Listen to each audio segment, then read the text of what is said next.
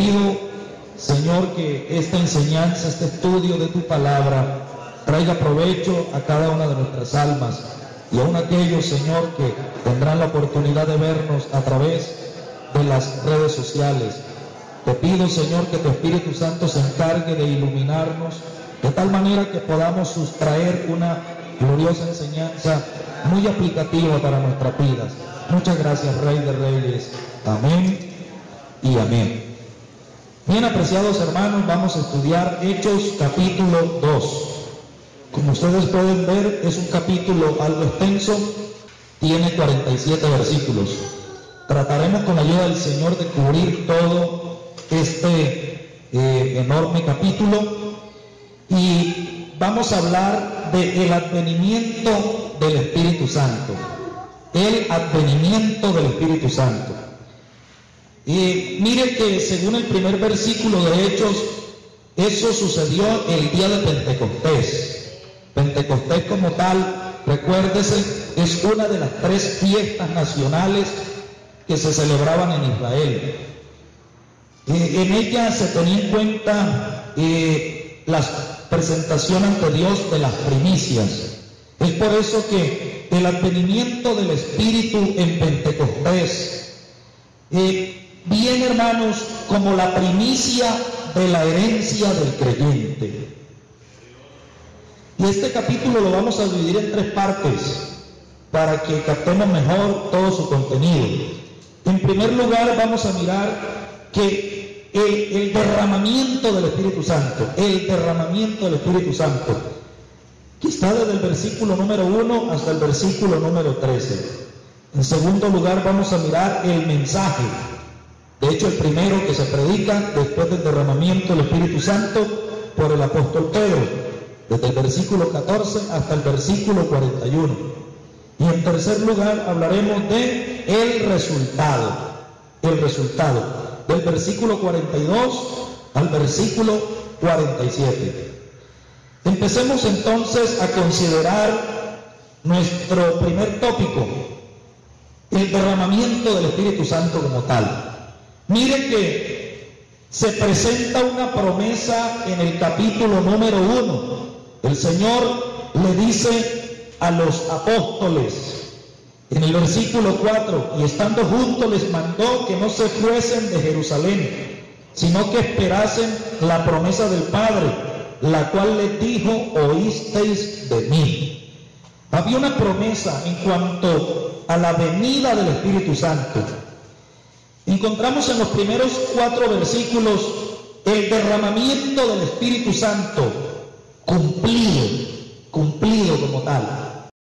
Dice: cuando llegó el día de Pentecostés estaban todos, es decir, los apóstoles con los 120, estaban juntos, estaban unánimes, de un mismo sentir, en una misma mente, guiados por un mismo propósito, en oración, buscando la presencia de Dios.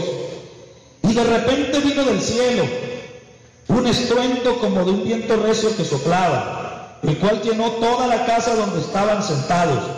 Vemos entonces una evidencia externa de que venía de camino la promesa, el cumplimiento de la promesa. Dice que empezaron a escuchar como un viento recio que soplaba.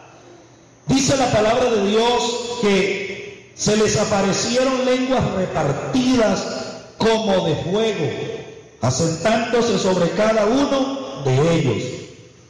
Hay a lo menos 2 símbolos del Espíritu Santo que queremos resaltar en estos versículos, y es el caso del viento, el viento recio que soplaba, y también está otro símbolo del Espíritu Santo que es el fuego.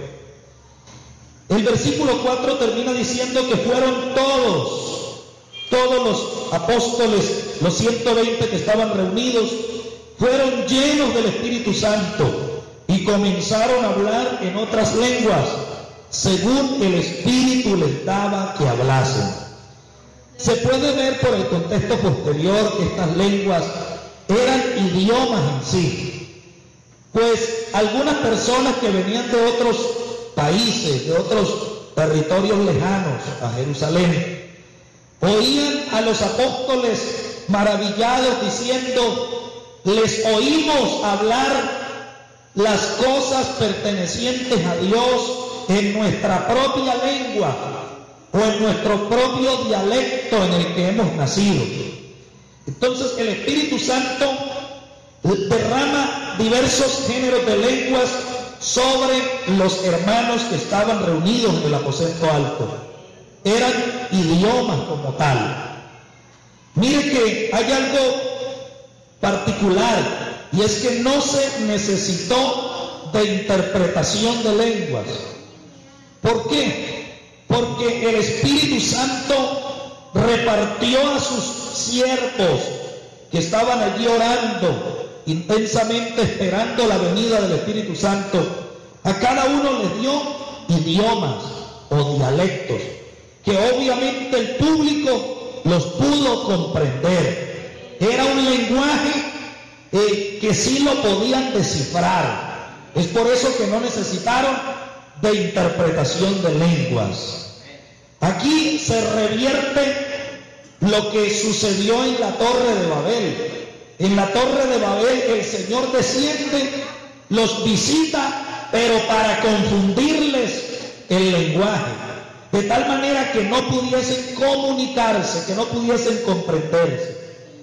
Pero aquí en el aposento alto el Señor, por medio de su Espíritu, desciende sobre 120 hombres y mujeres que oraban, no para confundirlos, sino para romper el limitante de los idiomas.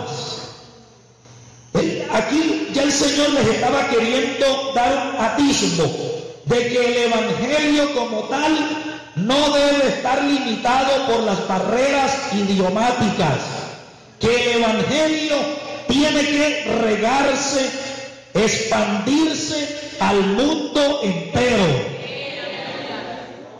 Como el Señor ya les había dicho en el capítulo 1, versículo 8, recibiréis poder cuando haya venido sobre vosotros el Espíritu Santo, y me seréis testigos.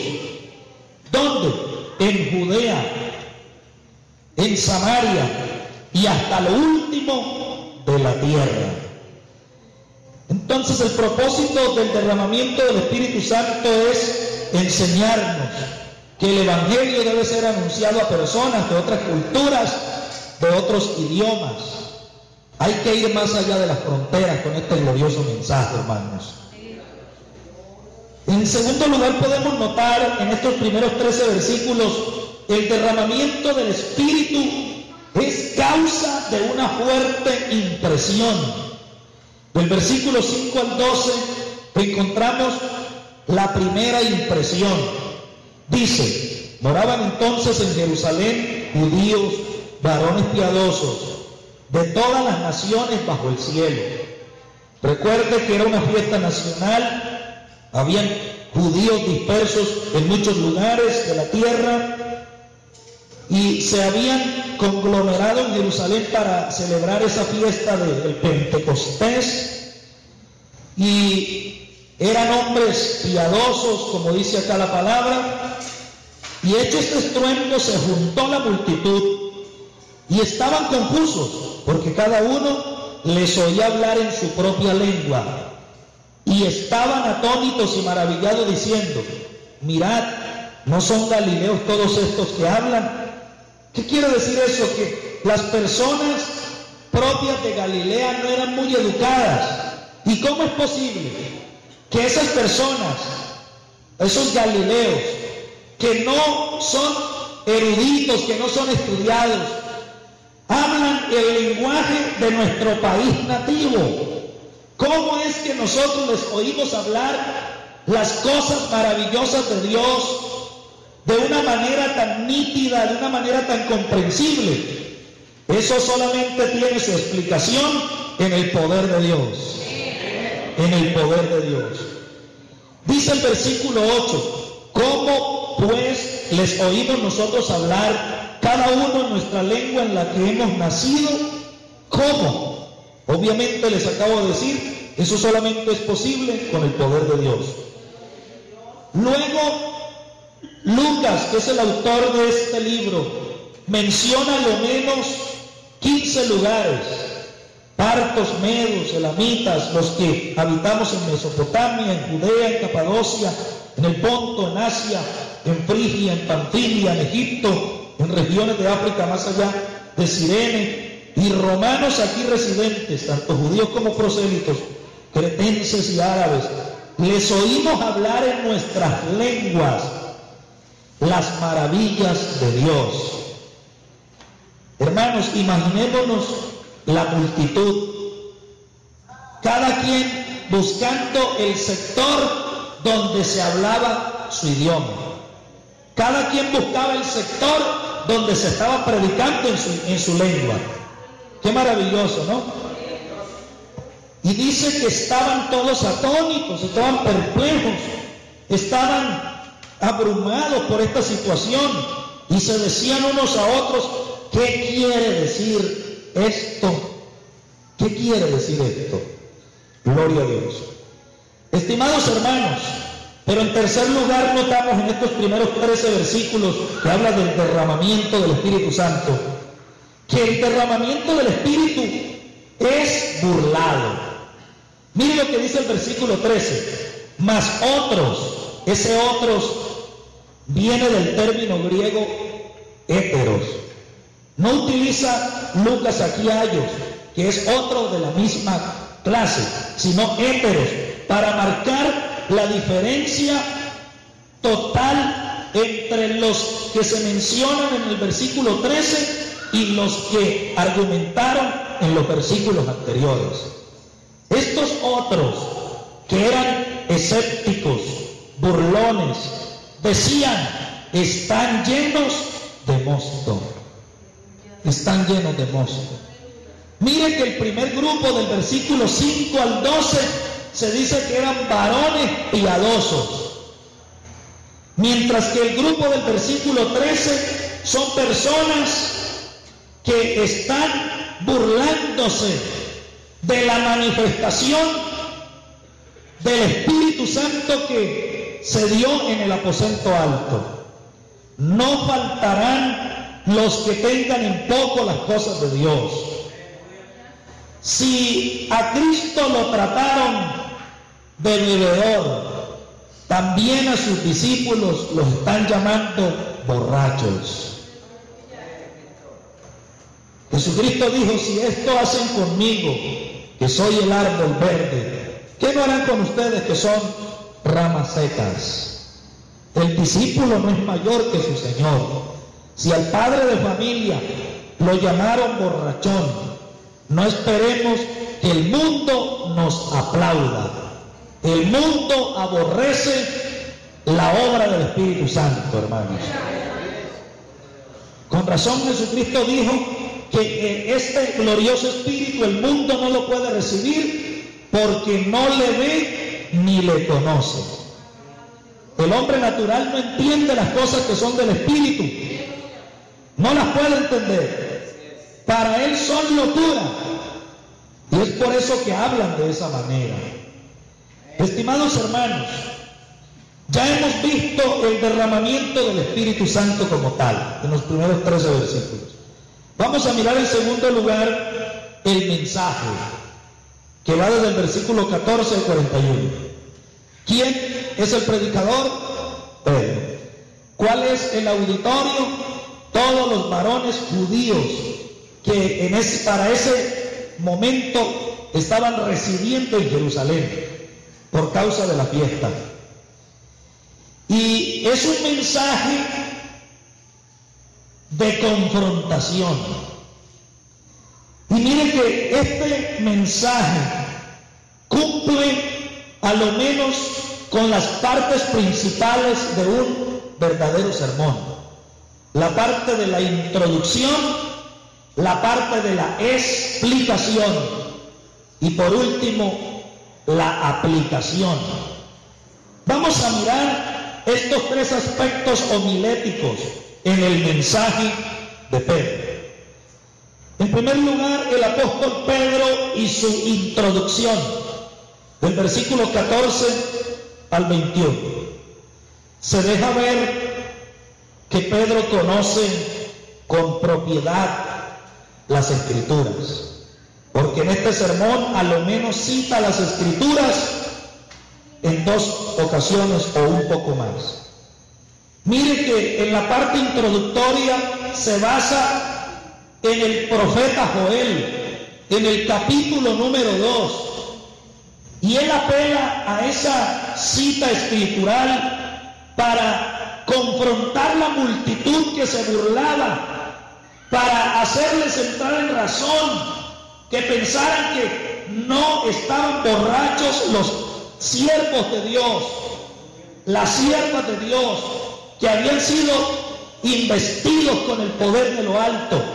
No es una borrachera a causa del mosto, es el poder de Dios que había llegado. ¡Qué precioso! Pedro les dice así. Entonces Pedro, poniéndose en pie, con autoridad, con los 11, alzó la voz y les habló diciendo: varones judíos y todos los que habitáis en Jerusalén, esto os sea notorio, oíd mis palabras, escúchenme muy bien, porque estos, y posiblemente los señala, no están ebrios, no están borrachos, como ustedes suponen, puesto que es la hora tercera del día. Mire que Pedro apela al horario. Es muy temprano, son tan solo las 9 de la mañana.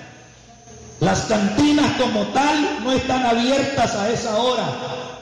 Y en segundo lugar, podemos encontrar otro argumento para refutar esa multitud, y es que se celebraba el Pentecostés entre mayo y junio, pero resulta que la fiesta de las uvas era en el mes de agosto, es decir, que no había vino disponible para ese momento, puesto que el vino ya era un asunto del año anterior.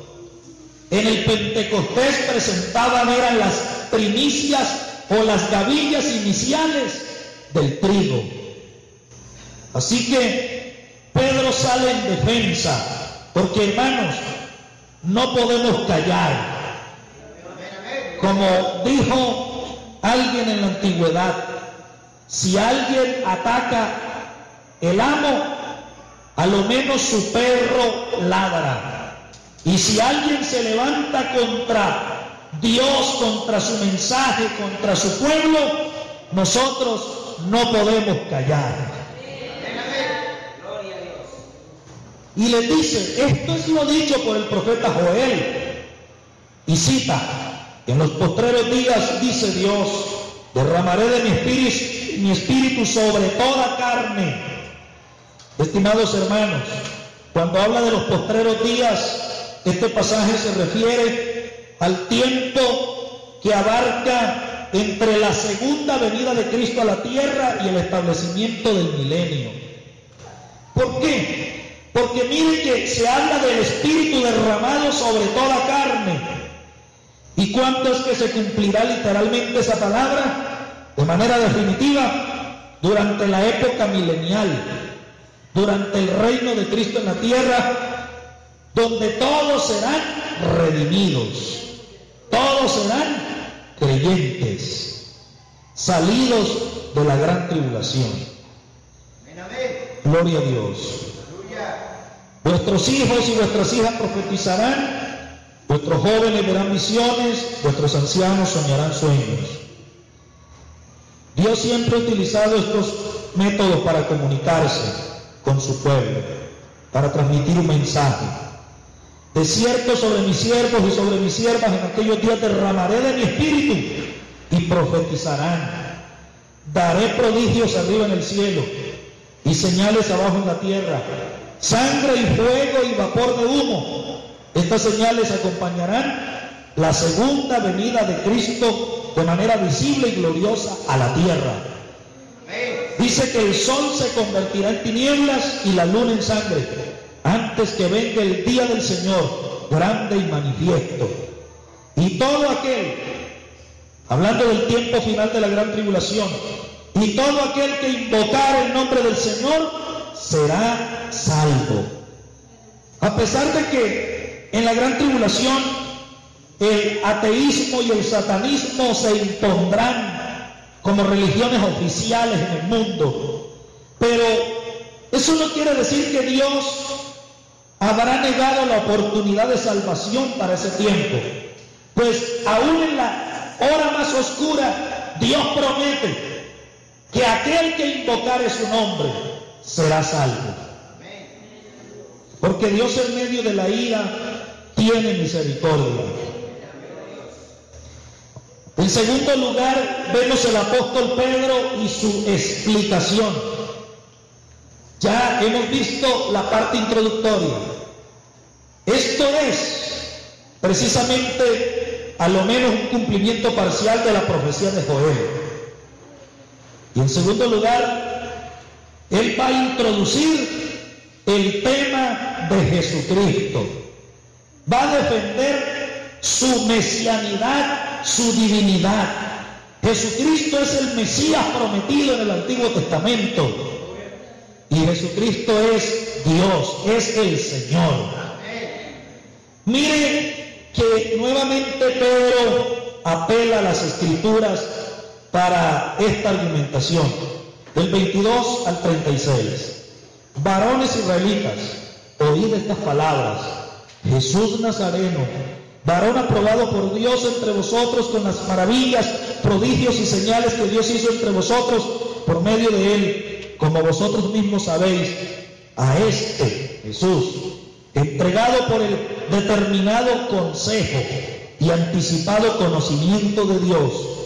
Vemos la soberanía de Dios en este sentido, aunque eso no excluye la responsabilidad de los criminales que atentaron contra la vida del Mesías. Dice, lo prendisteis y matasteis por manos de inicuos, crucificándole, al cual Dios levantó, suelto los dolores de la muerte, por cuanto era imposible que fuese retenido por ella. Y luego apela a una cita de las Escrituras, como les había dicho. Del versículo 25 al 28 vemos la citación que Pedro hace del Salmo 16, del versículo 8 al 11. Porque David dice de él, o sea, de Cristo, no de él mismo, como va a decir Pedro posteriormente. David allí no está hablando del mismo, puesto que él murió y su cuerpo todavía yace en la sepultura, lo cual quiere decir que el Salmo 16 no está hablando de David, puesto que David no ha resucitado. Está hablando del Mesías, del Cristo, que sufrió, murió, pero resucitó también. Y no solamente resucitó, sino que también ascendió a los cielos y está sentado a la derecha de Dios Padre, hasta que todos sus enemigos sean puestos bajo sus pies. Dice la palabra, porque David dice de él, de Cristo, veía al Señor siempre delante de mí, porque está a mi diestra, no seré conmovido. Por lo cual mi corazón se alegró y se gozó mi lengua, y aún mi carne descansará en esperanza, porque no dejarás mi alma en el Hades, ni permitirás que tu santo vea corrupción. Me hiciste conocer los caminos de la vida, me llenarás de gozo con tu presencia. Y mire que Pedro empieza a explicar este salmo y concluye diciendo que ese salmo no habla de David, sino de Cristo.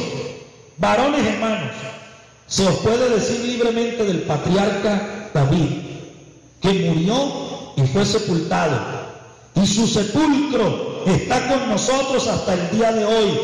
Esa es una clara evidencia de que David no ha resucitado, por lo tanto no hablaba de él mismo en el Salmo 16.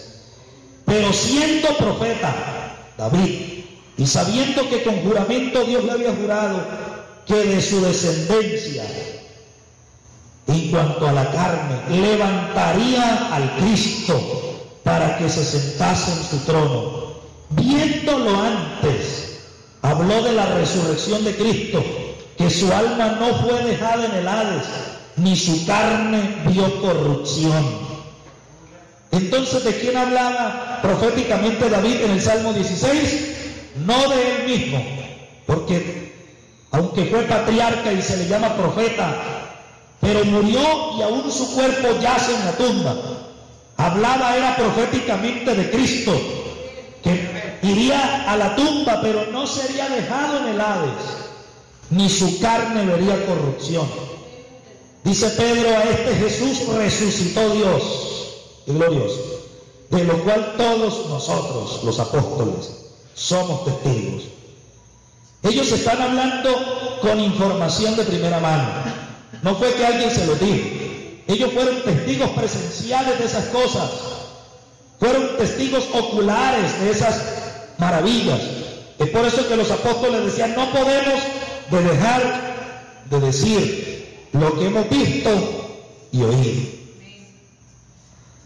Así que exaltado por la diestra de Dios y habiendo recibido del Padre la promesa del Espíritu Santo, Cristo ha derramado esto que vosotros veis y oís. ¿Quién es el causante del derramamiento del Espíritu Santo que se describe en los primeros 13 versículos? Jesucristo. Él rogó al Padre para que enviase el Espíritu Santo. Y sigue diciendo, citando nuevamente las Escrituras, porque David no subió a los cielos, pero él mismo dice, dijo el Señor a mi Señor, siéntate a mi diestra, hasta que ponga a tus enemigos por estrado de tus pies. Está citando el Salmo 110. Pedro conocía muy bien las Escrituras. Yo les invito pues a ustedes que conozcamos las Escrituras, que las usemos debidamente, que seamos, hermanos, ingenuos para lo malo, pero expertos en las Escrituras, que presentemos defensa de la esperanza que ha sido dada a los creyentes. Sepa pues ciertísimamente, o sea, sin lugar a dudas, toda la casa de Israel, que a este Jesús, a quien ustedes crucificaron, Dios le ha hecho Señor y Cristo. Jesucristo es el Señor, es Dios, y es Cristo, es el Mesías Salvador. Mire entonces que en este pasaje del 22 al 36, Pedro lo que está defendiendo es la mesianidad y divinidad de Jesucristo. Hermanos, miren que ahora en tercer lugar, Pedro, el apóstol Pedro, presenta su aplicación del versículo 37 al 41. Su aplicación. Al oír esto, se compungieron de corazón y dijeron a Pedro y a los otros apóstoles, varones hermanos, ¿qué haremos? Es que cuando el Espíritu Santo regenera a una persona, hermanos, y esa persona es llevada al arrepentimiento y a la fe, esa persona es incluida inmediatamente en la familia cristiana. Es por eso que ya llaman a los apóstoles varones hermanos. ¿Qué haremos? Pedro les dijo, arrepentidos, que significa un giro de mente. Tiene que darse un cambio de mentalidad en cuanto a la persona de Cristo, en cuanto al mensaje de Cristo y en cuanto a su obra. Y bautícese cada uno de vosotros en el nombre de Jesucristo. El bautismo habla de identificarse con, en este caso con Cristo. Si de verdad se han arrepentido, den el paso de obediencia que se llama el bautismo. Bautícense y hablen plural, pero luego lo cambian en singular, cada uno, porque tiene que ser una experiencia personal el bautismo en agua, cada uno, en el nombre de Jesucristo. Obviamente eso no contradice para nada la fórmula bautismal de Jesucristo en Mateo capítulo 28. Lo que sucede es que Pedro aquí no apela a la fórmula bautismal, sino a la autoridad del bautismo, a la autoridad del bautismo que es Jesucristo. Y luego dice aquí que quiero hacer una pequeña aclaración. Dice, bautícese cada uno de vosotros en el nombre de Jesucristo para. Ese para debiera traducirse mejor a causa de. Bautícense cada uno de vosotros en el nombre de Cristo a causa del perdón de los pecados que obviamente recibieron cuando se arrepintieron. Y luego una promesa: y recibiréis el don del Espíritu Santo. Todo aquel que se arrepiente y obedece las Escrituras, todo aquel que se arrepiente y se identifica con Cristo por medio del bautismo en agua, hermano, es una persona que se le garantiza el don del Espíritu Santo. No solamente la presencia permanente del Espíritu Santo dentro de él, sino también su poder capacitador. Hermanos, luego dice, porque para vosotros es la promesa, el Espíritu Santo, y para vuestros hijos, y para todos los que están lejos, los gentiles, y para cuantos el Señor nuestro Dios llamare. Es decir que se promete la residencia permanente del Espíritu Santo dentro de los que crean, dentro de las personas que el Señor llamare. En el Antiguo Testamento el Espíritu Santo vino sobre algunos creyentes, pero de manera temporal. Ahora, en esta era de la iglesia, las cosas han cambiado en cuanto al ministerio del Espíritu Santo en la vida del creyente. El Espíritu Santo viene a estar dentro del creyente y de manera permanente. Como dijo Cristo, el Espíritu está con vosotros, pero estará en vosotros para siempre, para siempre. Estimados hermanos, no existe la idea de un creyente sin el Espíritu Santo. Sin el Espíritu, no existe esa idea. Estimados hermanos, y dice la palabra aquí, y con otras muchas palabras testificaba y les exhortaba diciendo: sed salvos de esta perversa generación. De hecho, esa frase todavía está vigente y debe también ser parte de nuestros mensajes evangelísticos. Decirle a las multitudes: sean salvos por medio de la fe en Cristo de esta perversa y maligna generación. Hay salvación en Cristo. Así que los que recibieron su palabra fueron bautizados. El bautismo no es para personas inconversas, aunque hay iglesias que con el afán de llenar las butacas de sus santuarios bautizan a las personas sin dar evidencias de un nuevo nacimiento. Aquí dice literalmente, hermanos, que los que recibieron la palabra fueron bautizados, y se añadieron aquel día como 3,000 personas, lo cual nos da pie para pensar que en la iglesia primitiva había un registro de los recién convertidos y de los bautizados también. De hecho, algunos arqueólogos han descubierto algunos estanques inmensos en las inmediaciones mismas del templo, lo cual nos permite creer que fueron bautizados esos 3,000 ese mismo día, porque sí estaban dadas las condiciones del lugar para que bautizaran toda esa cantidad de personas. Y dice la palabra que perseveraban, gloria a Dios. Vemos, hermanos, que se añadieron 3,000 personas. Esas fueron las primicias. Recuerde, conecte todo este pasaje con la palabra Pentecostés, que habla de fiesta de primicias.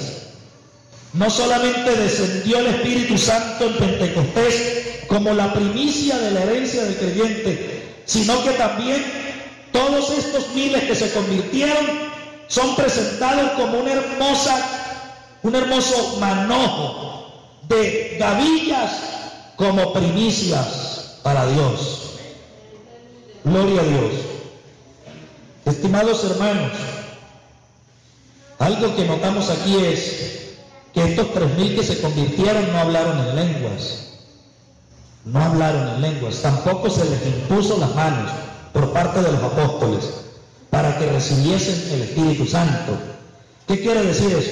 Escuche, hablar en lenguas e imponer las manos no fueron reconocidos como prerequisitos para recibir el Espíritu.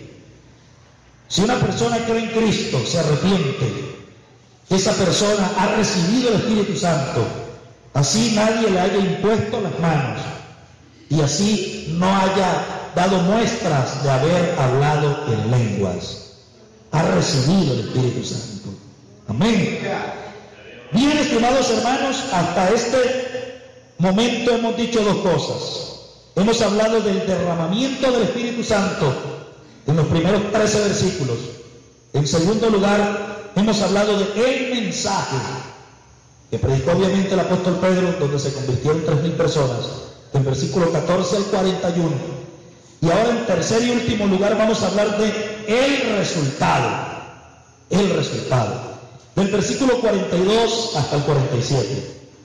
Dice, y perseveraban en la doctrina de los apóstoles, en la comunión unos con otros, en el partimiento del pan y en las oraciones. Vemos a lo menos dos cosas como resultado en esta comunidad de primeros cristianos. Y es que se dio, en primer lugar, un ambiente de adoración. Un ambiente de adoración. Porque dice allí, hermanos, que ellos perseveraban en la doctrina de los apóstoles, en la comunión unos con otros, en el partimiento del pan y en las oraciones. Y sobrevino temor a toda persona, y muchas maravillas y señales eran hechas por los apóstoles. Esas maravillas para confirmar sus ministerios y sus predicaciones. Pero en segundo lugar vemos algo característico de los primeros cristianos, y es la comunión. Porque dice aquí que todos los que habían creído estaban juntos y tenían en común todas las cosas, vendían sus propiedades y sus bienes y las repartían a todos según la necesidad de cada uno. Déjese bien claro que no es que los apóstoles predicaron que los creyentes debían vender sus propiedades y colocar el dinero a sus pies para distribuirlo entre todos. No es que los apóstoles impusieron como norma un fondo comunitario. Fue el mismo espíritu que se derramó en el aposento alto, de lo cual ya hablamos, que motivó el corazón de los creyentes. Hermanos, es que cuando hay avivamiento, hay generosidad espontánea. No hay necesidad de arrastrar al pueblo, de llevarlos por la brava para que suelten un aporte económico. Cuando el Espíritu Santo toque el corazón de la gente, ellos de manera libre lo harán para la gloria de Dios. Y dice la palabra que perseverante unánimes cada día en el templo y partiendo el pan en las casas, comían juntos con alegría y sencillez de corazón, alabando a Dios y teniendo favor con todo el pueblo. Y el Señor añadía cada día a la iglesia los que habían de ser salvos. Estimados hermanos, vemos entonces que en la primera comunidad de cristianos hubo adoración y hubo también comunión, cosas que no pueden faltar en una verdadera iglesia local que pertenece al pueblo de Dios. Espero que esta palabra, hermanos, haya sido de bendición. Y no olvidemos que el Señor es el que añade a su iglesia los que han de ser salvos. Eso nos enseña que la salvación es trabajo de la obra soberana de Dios.